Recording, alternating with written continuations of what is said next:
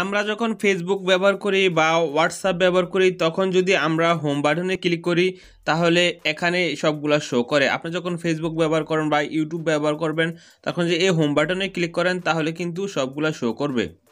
তো এখানে দেখেন নো রিসেন্ট ট্যাব, তো এখানে দেখেন আমার এটা নো লেখা উঠছে বা রিসেন্ট ট্যাব লেখা উঠছে, মানে ডেভেলপারে অপশনে আমার এই সেটিংসটা এনেবল নাই, এই জন্য কিন্তু আমার ফোনটা অনেক হ্যাং হয়ে গেছে।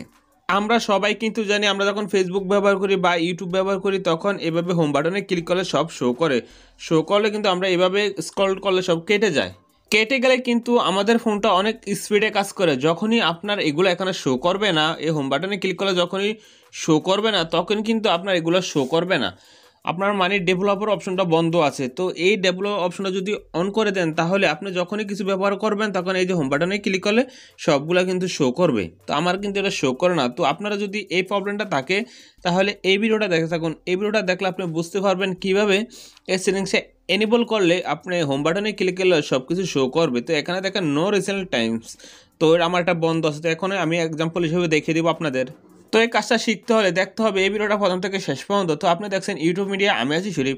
আসুন বন্ধুরা বেশি দেরি না করে শুরু করা যাক আজকের মূল ভিডিওটা।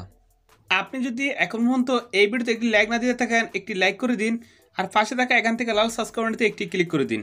সাবস্ক্রাইব বাটনে ক্লিক করার পরে ফ্রেন্ডস এখানে দেখেন নোটিফিকেশন বাটনে ক্লিক করে অলে ক্লিক করে দিবেন। আপনি যখন অলে ক্লিক করে দিবেন আমরা যখন নিত্য নতুন ভিডিও আপলোড করবো সবার আগে কিন্তু আপনার ফোনে চলে যাবে। তো এখন ফার্স্ট অফ অল আপনার সেটিং অপশনে ক্লিক করবেন। তো এখান থেকে আমার সেটিং অপশনে ক্লিক করব। তো এখানে স্ক্রল করলাম, এখানে দেখেন আমার সেটিংয়ে ক্লিক করে দিলাম।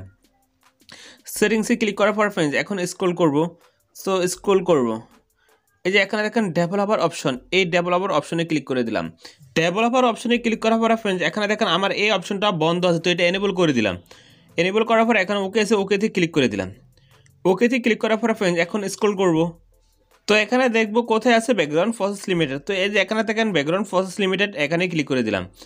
ব্যাকগ্রাউন্ড প্রসেস লিমিটেড ক্লিক করার পর ফ্রেন্ডস এই যে এখানে দেখেন নো ব্যাকগ্রাউন্ড প্রসেস, যদি এখানে এই যে সিস্টেম লিমিটেড এই নো ব্যাকগ্রাউন্ড প্রসেসর লিমিটেড যে টিকমার্কটা আছে এটা সিস্টেম লিমিটেডে ক্লিক করে দেবেন। তো এটা আমি সিস্টেম লিমিটেডে ক্লিক করে দিলাম।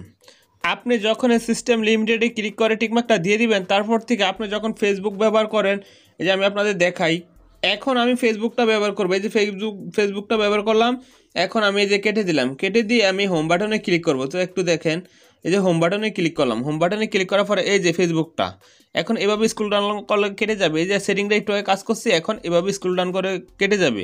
যখনই আপনি সিস্টেম লিমিটেডে ক্লিক করে দিবেন তারপর থেকে কোনো কিছু ব্যবহার করলে এই যে হোম বাটনে ক্লিক করলে সবগুলো কিন্তু শো করবে। আপনি এভাবে এভাবে কেটে দিলে সবগুলো কিন্তু কেটে যাবে। তারপরে কিন্তু আপনার ফোনটা আগের থেকে একটু স্পিডে কাজ করবে। তো ফ্রেন্ডস আপনি যদি মনে করেন এই ভিডিওটার মাধ্যমে কোনো কিছু শিখতে পেরেছেন তাহলে কিন্তু এই ভিডিওতে একটি লাইক দিয়ে দিবেন। তো ফ্রেন্ডস আজকের ভিডিও পর্যন্ত সুস্থ থাকুন, ভালো থাকুন, ইউটিউব মিডিয়াকে সঙ্গে রাখুন। খোদা হাফেজ।